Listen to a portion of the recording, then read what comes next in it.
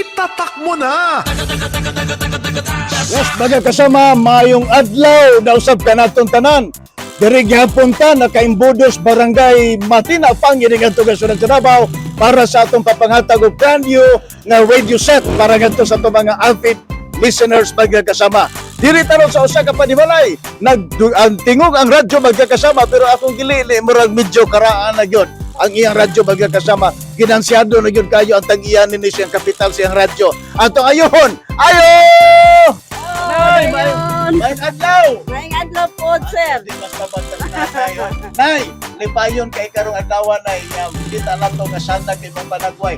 Nganong kining ang imuhang radyo na yung tingog murag medyo karaan na gyud kayo na ato gyud nang ilisan rong adlaw nay. Kinsa pangalan to?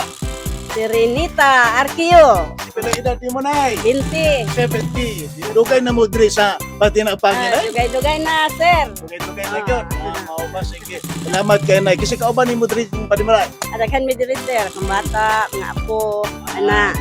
Basta. Okay, naabtan ka namo nga nagtingog ang radyo.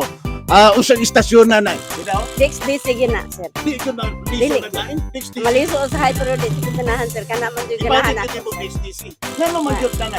Ganahan ka ko kay dili mga OE ang mga dili nga mga gwapo sila tingog, di ba? Sa uban nga ugat ang tingog. Dili ko ganahan sa uban. Labi na sa drama, sir, Erin, hantod yun na maghapon. Hantod sa balita.